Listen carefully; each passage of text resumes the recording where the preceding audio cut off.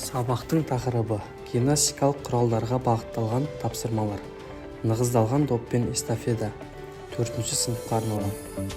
Сабақтың мақсаты көшбасшылық рөлдермен кезектесіп, алмасып, әрекет мақсаттарына қол жеткізу үшін өз бетінше топта жұмыс істей білу. Бүгінгі сабағымыздың пәнаралық байланыстар. Қазақ тілі, математика, музыка. Ұйымдастыру кезеңі. Оқушылармен амандасып түгендедім.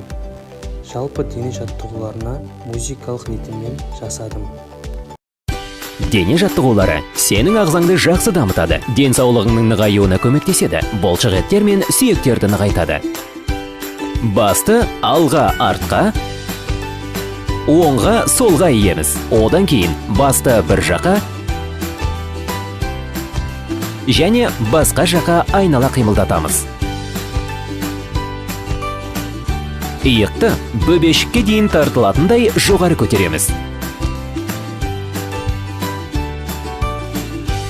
Қолдарды жан-жақтан, алақандарды ішке қаратып жоғары көтереміз. Аяқты ұшымен артқа қарай жылжытамыз. Жақсылап бүгілеміз.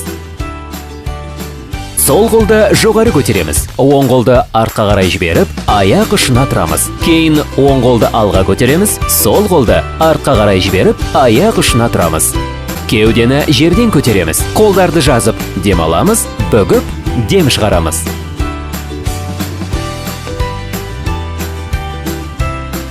Тізелері бүгілген аяқтарды кезектеп көтереміз. Оң тізені сол шынтаққа, сол тізені оң шынтаққа.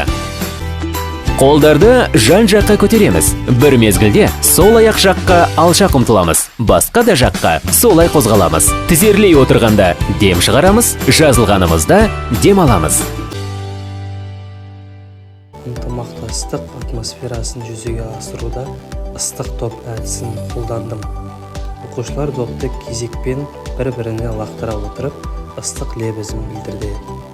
Жаңа сабақ, бірінші кезең. 3 топ оқушыларды топты алып, межені айналып жарысады. Екінші айналымда межеде тұрған математикалық есепті шығарып жарысады. Екінші кезеңде әр топтағы оқушылар топты біртіндеп алып, жүгіріп межеде тұрған адасқан сурет қиындыларынан суретті дұрыс құрастырып шығарып жарысады. Содан кейін әр топтағы оқушылар кілем үстінде бақ сынасады.